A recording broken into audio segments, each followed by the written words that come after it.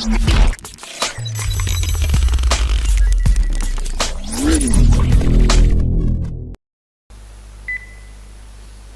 الله الرحمن الرحيم.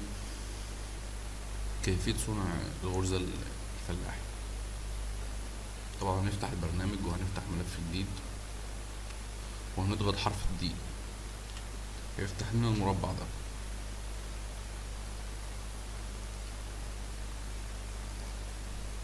ممكن نصنع الغرزة العادية اللي هي الدرز العادي، هتبقى بدايته هنا.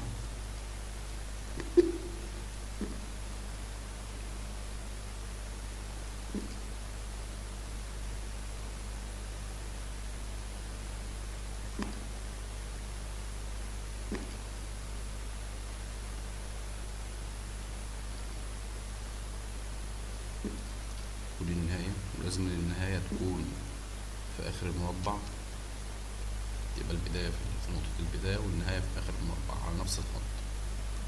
وهنسجل الغرزة، هنقول ملف، حفظ الاسم، وهنيجي هنا نقول المسار، غرزة خاصة، نعم، احفظها بأي اسم.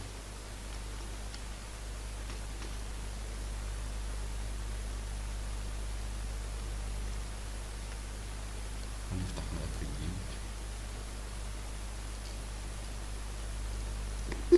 وهنصنع أي شكل غرزة،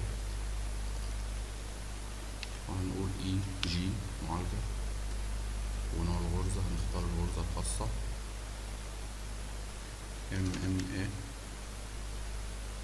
والغرزة الإيتامية اللي احنا عملناها نقول له اوكي. تك حرف الجي ونغير المعايير بتاع الغرزة من هنا، فممكن نقول ده طول الغرزة وعرض الغرزة، المسافة ما بين الغرزة والغرزة.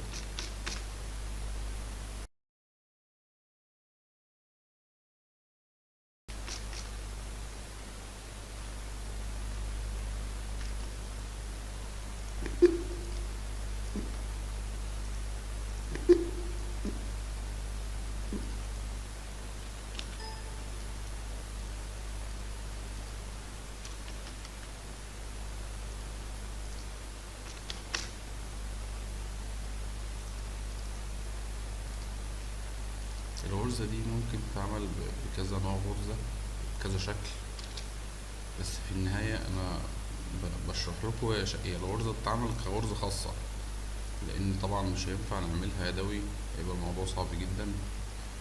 بس هي في الآخر تبقى بالشكل ده. ممكن نستخدمها مثلا في غرزة التعباية، لو عايزين نملأ مكان كله بنفس شكل الغرزة، ندخل فيها كل شيء ونعمل نوع الغرزة، نختار الغرزة الخاصة، نختار الغرزة اللي احنا صنعناها ونديها نفس المعايير.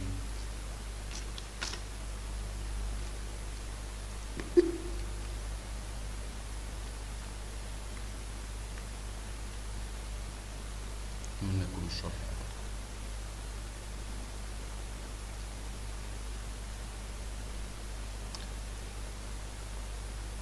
الطريقة التانية إن احنا نصنع فيها الغرزة، إن احنا ممكن ما نضغطش باللي هي الغرزة دي، ممكن نضغط بالشكل ده، فنمسح اللي احنا عملناه، ممكن نعملها كده. دي بنعملها في حالة إن الغرزة هتبقى ممكن صغيرة شوية، يعني تبقى أقل من 1 مللي، لأن طبعا 1 مللي هي أقل شيء ممكن يشتغل على المكنة وميقطعش. فلو احنا هنعملها في أقل من 1 مللي ممكن نستخدم الغرزة دي معانا.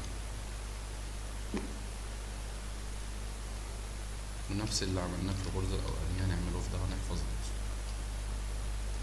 هنحفظها باسم، هنختار المسار، غرزة خاصة، نعم، هنحط لها اسم،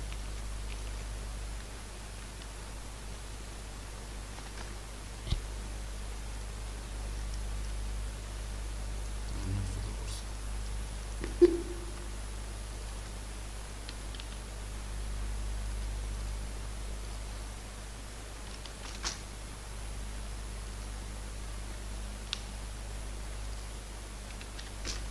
طبعا المسافة ما بين الغرزة والغرزة احنا بنقدر نتحكم فيها، لو المسافة أو نبعد المسافة، هيبقى من الخيار الأخير. أتمنى يكون الشرح عجبك.